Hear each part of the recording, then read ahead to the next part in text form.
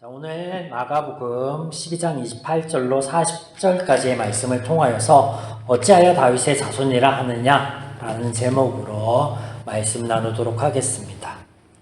예수님께서 성전을 깨끗게 하신 후에 다음날 성전으로 향하자 일련의 종교 지도자들이 차례대로 예수님께 찾아 나와 예수님을 시험고자 합니다. 그 가운데 오늘 본문에는 사두개인과 부활에 관한 말씀을 나누신 직후에 서기관 중에 한 사람이 예수께 나와 예수님 옳습니다 라고 말을 건넵니다. 32절 하신 말씀이 참이니이다. 우리 예전 성경이나 다른 번역본에서는 하신 말씀이 옳소이다 라고 표현되어 있습니다. 자, 서기관은요 종교 지도자들 중에 한 명입니다. 당시 이스라엘의 종교적 최고 의결기관인 이 공회는 제사장들과 장로들과 더불어서 이 서기관이 동참하여서 그들이 회의를 하고 거기서 이제 확정된 것을 실행하였죠. 네, 그 일원 중에 이 서기관이 한 명입니다. 자, 처음에 이 서기관은요, 이 서기관이라는 말의 의미는 글을 베끼는 사람이라는 의미로서 구약시대의 다윗에서부터 시작되었는데 다윗이 애굽의 궁정제도에서 도입한 것으로 처음에 이 서기관들은요 왕의 비서이자 회계 담당이자 고문이자 문서관리자로서 중요한 업무를 좀 보고 있었습니다. 중요한 직책 중에 하나였죠. 이것이 신약시대에 들어서는요 종교 지도자들로 바뀌는데 그들이 어떤 일들을 했냐면 율법을 연구하고 이것을 가르치는 일을 했습니다. 그래서 율법 학사들은 대부분 이 서기관이었다라고 보시면 되고요. 그리고 또 이 서기관들은 대부분 바리새파에 속하였습니다. 바리새파에 속하셨습니다. 그래서 여기 등장하는 이름 모를 서기관이 그동안의 다른 종교 지도자들과는 다른 성향의 사람인 것처럼 보입니다. 본문에 보시면 허다한 종교 지도자들과는 달리 예수님의 말씀을 인정하고 받아들이는 것처럼 보이기 때문에 그렇습니다.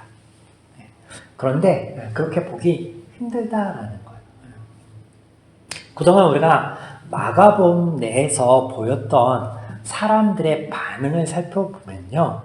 마가복음 3장 6절에서는요. 안식에 손 마른 사람을 예수님께서 고쳐주자 이것을 향해서 막 힐문하는 그 바리새인과 헤롯 당들이 예수님을 함께 죽이고자 모의하였음을 기록하고 있고요. 또 6장 3절에서는 고향에서 사역하심에 배척당하셨다라는 말씀이 등장합니다. 이후에 10장 22절에서는 예수님을 향해 영생을 물어오던 부자 청년이 예수님의 말씀을 따를 수 없게 예수님을 떠났던 장면이 등장하였죠. 그리고 11장 18절에는 성전 정결 사건 후에 대제사장과 서기관들이 어떻게 하면 예수님을 죽일 수 있을까라고 깨어였다라고 기록하고 있습니다. 이로써 모든 이스라엘 사람들이 예수님을 배척하고 그 말씀을 이해하지 못하며 따를 수 없음을 보여주는 거예요. 그런데 오늘 본문 가운데 등장하는 한 사람이 이 서기관이 달라 보이느냐? 그렇지 않다라는 거예요. 우리가 아는 바 예수님의 제자들을 포함한 모든 사람들은 죄인으로 하나님에 대하여도 하나님의 말씀에 대하여도 잘 모르는 자들입니다. 이것을 또한 12장 24절의 사두개인과의 대화 속에서도 예수님께서 언급한 바가 있죠. 24절 보면 예수께서 이르시되 너희가 성경도 하나님의 능력도 알지 못함으로 오해함이 아니냐.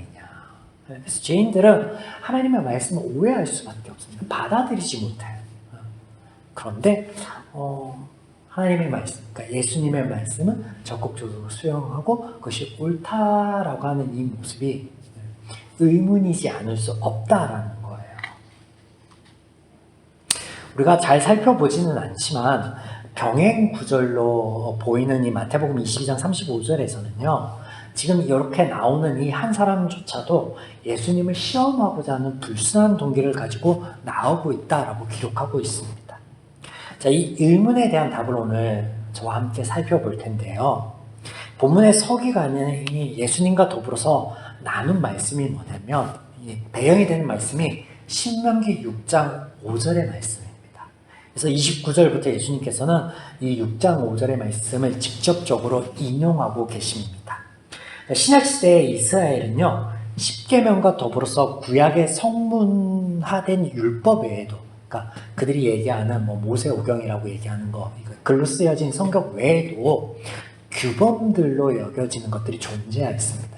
율법, 그러니까 토라 외에도 지켜야 될 규범들로서의 것들이 있었는데 그게 한 613가지 정도 되었다라고 하죠. 그래서 이 많은 규정들 중에서 어느 것이 가장 크고 중요한가, 우선순위를 두고 해야 되는가에 대한 끊임없는 논쟁들이 있었습니다. 예수님 당시에. 그래서 지난주에 부활 논쟁도 이와 같은 거죠. 그래서 사두개파는 뭐라고 그러죠? 부활이 있다라고 하고, 바리새파는 부활이 없다. 반대죠. 사두개는 부활이 없다라고 하고, 바리새파는 부활이 있다라고 하고, 그래서 이제 결론 짓지 못하고 있다. 계속해서 논쟁을 벌이고 있다라고 말씀드린 것처럼 규범들 중에 어느 게 옳고 어느 게 더 우선시되고 중요하게 여겨져야 되는가가 끊임없는 논쟁이었습니다. 그러나 유일하게 일치를 보는 말씀이 있다면 이게 바로 신명기 6장 5절의 말씀이에요. 유대인들이 이 말씀을 아침 저녁으로 암송하였고요. 그리고 이마나 팔에 매달아 두고 다니고 있었습니다. 더불어서 여기에 한 분이신 하나님에 대한 사상이 그들이 여기는 이 유대교의 아주 핵심적인 이 말씀이 이 6장 5절의 말씀에 등장하기 때문에 그들 가운데 이건 정말 중요한 말씀이야 라고 일치를 보는 말씀이 있다면, 가장 크고 중요한 계명이 있다면 예수님께서 지금 말씀하시는 신명기 6장 5절 말씀이라는 거예요. 그래서 예수님께서 이것이 중요하다라고 얘기하는데 토를 달 이유가 없습니다. 이유가 없는 거예요. 옳습니다 라고 대답하는 것이 매우 지금 자연스러운 상황이었다라는 거예요. 34절, 예수께서 그가 지혜 있게 대답함을 보시고 내가 하나님 나라에 멀지 않도다 하시니 그 후에 감히 묻는 자가 없더라. 이로써 성전 정결 사건 후에 쭉 이어지던 종교적 논쟁이 일단락됩니다. 감히 묻는 자가 없더라. 이는 예수님과 더불어 논쟁을 벌일 엄두를 내지 못하고 있음에 대한 강조의 표현입니다. 그래서 예수님의 말씀에 권위와 위험이 있다라는 것을 기록하고 있는 것을 우리가 알 수 있습니다. 35절, 예수께서 성전에서 가르치실새 대답하여 이르시되 어찌하여 서기관들이 그리스도를 다윗의 자손이라 하느냐. 자, 예수님께서 성전에 계시는 동안에 지속적으로 유대 종교 지도자들이 찾아와서 악한 동기에서 예수님께 질문을 던져왔습니다. 그동안은 예수님을 시험코자, 예수님을 올무에 빠뜨리고자 종교 지도자들이 먼저 질문을 해왔단 말이에요. 그런데 지금 처음으로 예수님께서 먼저 질문하십니다. 종교 지도자들이 아닌 예수님께서 먼저 질문하시는데 그 질문이 이렇습니다. 어찌하여 서기관들이 그리스도를 다윗의 자손이라 하느냐. 이 질문을 하신 후에 예수님께서 시편 110편의 말씀을 인용하신 후 그리스도는 다윗의 자손이 아니다라는 말씀을 하십니다. 그랬더니 어떻게 기록하고 있어요? 37절에 많은 사람들이 즐거워하였다. 이런 사람의 반응이요, 자연스러운 게 아니에요. 제가 앞서 서기관이 예수님께서 말씀하심에 이것이 옳다라고 하는 반응이 그동안 보였던 죄인들, 종교 지도자들의 반응과 반하는 것으로 말씀을 드렸는데, 지금 예수님께서 그리스도는 다윗의 자손이 아니다라고 하시는 말씀에 사람들이 즐거워하는 게요, 이 정상적인 반응이 아니라고요. 배경을 설명드리자면, 유대인들이 생각하는 메시아는요, 꼭 다윗의 자손이어야 됩니다. 이는 메시아에 대한 그들의 확고한 생각이며, 또 이것은 하나님의 예언의 말씀과 관련이 있습니다. 그들이 그냥 이것을 그냥 추론하는 게 아니라 아니 그 없는 걸 만들어낸 게 아니라 하나님께서 선지자들을 통해서 하신 말씀을 가지고 그것을 확신하고 있는 것이었다는 거죠. 그래서 근거하고 있는 말씀 한 군데를 좀 살펴보시면 이사야 9장 7절 말씀 한번 보겠습니다. 제가 읽어드릴게요. 이사야 9장 7절. 그 정사와 평강에 더함이 무궁하며 또 다윗의 왕자와 그의 나라에 군림하여 그 나라를 굳게 세우고 지금 이후로 영원히 정의와 공의와 그것을 보존할 것이라 만군의 여호와의 열심히 이를 이루시리라. 그래서 여기 다윗의 왕자라는 표현이 등장하죠. 그리고 다윗의 그 나라를 굳건하게 세우겠다라는 말씀이 등장합니다. 그래서 여기에서부터 메시아 사상이 등장하는 거예요. 하나님 말씀해 주신 거에서 가져온 거예요. 그래서 이 하나님의 말씀을 반하는 것 같은 예수님의 말씀에 즐거워할 수가 없어요. 즐거워하면 안 됩니다.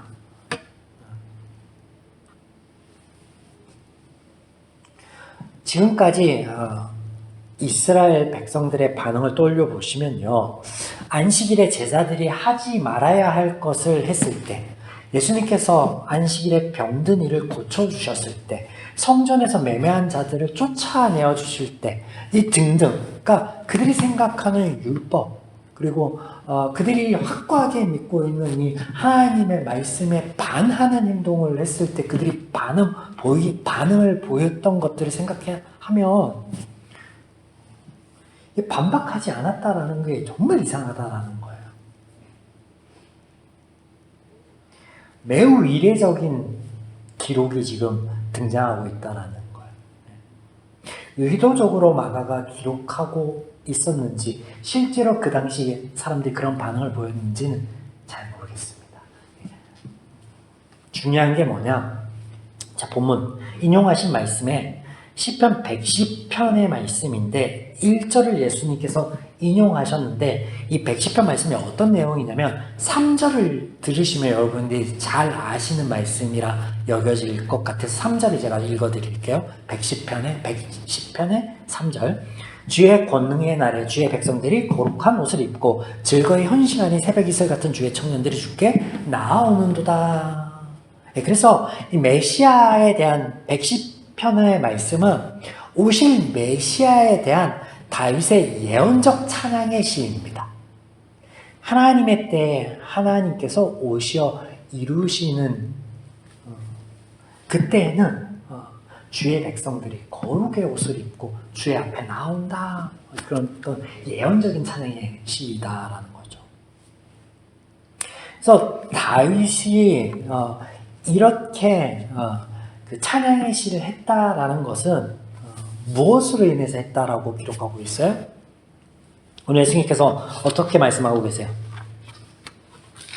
무엇을 했다고 하십니까? 성령의 감동이 되어. 다윗이 성령의 감동이 되어 110편을 기록하였다라고 말씀하세요. 그 말은 뭐예요? 성령으로 인하여 고백하였다라는. 하나님께서 되어주실 일에 대해서 하나님께서 다윗을 통하여 말씀하셨다라는 거예요. 예언자들처럼 이루어질 일에 대해서. 자, 그래서 이 110편의 말씀은 핵심이 뭐냐면 하나님의 일하심입니다. 즉 그리스도로서의 사역과 그 결과들을 찬양한 거예요, 다윗이. 자, 이것이 더불어서 앞서 이스라엘 메시아 사상의 핵심으로 알고 있는 이 이사야서의 9장 7절과 더불어서 이해해 봐야 된다라는데 말씀을 드리는데 7절 한번 다시 보시면 보세요. 그 정사와 평강의 더함이 무궁하며 또 다윗의 왕자와 그의 나라에 군림하여 그 나라를 굳게 세우고 지금 이후로 영원히 정의와 공의로 그것을 보존할 것이라 만군의 여호와의 열심히 이를 이루시리라. 이 7절에서 가장 중요한 핵심이 무엇이겠어요? 다윗의 왕자와 그의 나라가 핵심일까요? 아니에요. 정의와 공의가 이루어질 건데 이것을 어떻게 하시겠다? 만군의 여호와의 열심히. 그 말은 뭐예요? 110편의 성령으로 인해 다윗이 고백한 것과 같이 하나님의 열심히, 하나님의 일하심이, 하나님의 은혜가 이것을 이룰 것이다 라고 말씀하고 계신 거예요.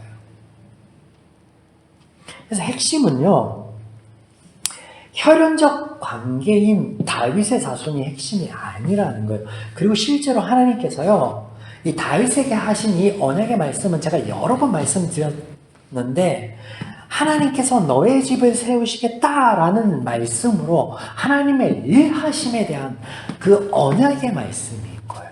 그래서 일맥상통합니다. 지금 그 다윗에게 실제로 그 당시에 다윗에게 하셨던 말씀이나 그 언약의 말씀이나 이 이사야서의 말씀이나 시편 110편의 다윗의 고백이나 한 가지를 말씀하고 있습니다. 뭐예요? 하나님께서 일하시겠다라는 거. 하나님께서 일하시겠다라는 거예요. 그 하나님의 일하심에 대한 선포이자 언약의 말씀이에요. 그런데 이것을 죄인이었던 이스라엘은 그저 자신의 소견에 옳은 대로 이해하고 적용하고 있었을 뿐이에요. 다윗의 자손이라는 그 말은요, 실제로 하나님께서 그 혈연적 그 이야기를 하신 게 아니라 하나님께서 무슨 그 따져보면 다윗의 자손으로 오셨지만 그게 핵심이 아니라 하나님의 일하심, 하나님의 그 일하심에 대한 약속에 대한 보증, 하나님의 말씀대로 되었다라는 것이 핵심이지 혈연적 관계가 중요한 게 아니라고요. 그런데 그 혈연적 관계에 감동을 해서 거기에 집중하고 있던 그 이스라엘 사람들의 메시아관은요, 이게 너무나 중요합니다. 왜냐하면 그가 다윗의 왕가에서 태어나서 다윗의 나라를 다시 회복시키고 굳건하게 할 거니까. 하나님의 나라는요, 다윗의 나라하고 전혀 상관이 없습니다. 이스라엘의 왕을 구하였던 것은 죄적 발상이었다고 하나님께서 하나님을 거부하고 왕을 구한 것이라고 말씀하여 주셨잖아요. 전혀 상관없는 거예요. 또 이사야 9장의 이 말씀은요, 하나님의 권위에 대한 말씀이기도 합니다. 하나님께서 하나님의 권능을 가지고, 이 권위를 가지고, 능력을 가지고 하나님의 일하심을 통하여서 공의와 정의를 바로 세우실 것에 대한 말씀하고 계시잖아요. 지난주에 하나님께서 당신이 가지고 있는 권위를 버리심으로 죄인이 되어서 섬겨주심에 대해서 말씀을 드렸는데, 오늘은 이 두 사건을 통해서 예수님께서 우리에게 보이시고 알려주시는 것은 하나님의 이 권위는 뭐냐면 하나님의 일하심이에요. 일하심. 이 일하심이 단단하였던 죄의 권위, 죄의 권세 아래 있던 그들을 변화시켜 줄 것에 대해서 말씀하시는 거예요. 시편 110편에 주의 청년들이 주의 보좌 앞에 즐거이 나오. 그리고 예수님의 말씀하시면 그들의 사상에 그들이 굳건하게 이야기하는 메시아관에 반대되는 말씀함에도 불구하고 즐거워하고 기뻐했다라는 것은, 그리고 이 원어적으로는요, 예수님께서 말씀하신 것을 즐거워 기뻐한 게 아니라 그걸 넘어서 예수님 자체를 허용하고 받아들였다라는 의미거든요. 근데 죄인이 예수님을 그리스도로 메시아로 받아들이는 이 일은 있을 수가 없습니다. 그래서 이 두 사건의 결론은 뭐냐면, 권위를 가지고 그들은 열매 없는 종교 생활과 그 종교 생활에서 그 율법 교사로서의 위치를 가지고 예수님을 그 올무에 빠뜨리고 하였던 그들과는 달리 권위가 있음에도 불구하고 그 권위를 버림으로 섬기는 모습을 우리에게 보여주셨고요. 지난 시간 오늘 이 두 사건을 통해서 말씀하시는 건 또 그 권위를 가지고 하나님의 책임적인 측면에서 일하심으로 죄의 권위 안에, 권세 아래 있는 너희를 내가 변화시켜 줄게, 변화시켜 주실 것에 대해서 말씀하시고 계시는 거예요. 이사야서의 말씀이나 이 시편 110편의 말씀이 다 그에 관련된 말씀이죠. 사랑하는 여러분, 본문에서 하나님께서는 한 사람의 선한 서기관을 우리에게 소개하고 있는 것이 아닙니다. 예수님께서는 제적 사고에 열매 없는 종교 활동을 하고 있는 그들, 종교 지도자들 사이에서 일치를 보고 있는 쉐마의 말씀을 전하심으로 그 안에 자연스러운 반응을 이끌어내셨음에도 불구하고 그를 칭찬하십니다. 어떻게 칭찬하세요? 내가 하나님의 나라에 가까이에 있다라고. 여러분, 이 은혜를 우리가 깨달아야 돼요. 그가 한 것이 있어서 하나님이 칭찬한 게 아닙니다. 그가 잘하였기 때문에 아니에요. 우리의 행위가 아니라 나의 존재 자체를 사랑하시고 이것을 위해서 당신께서 권위를 버리시고 피조물과 같이 되신 하나님의 사랑을 아셔야 됩니다.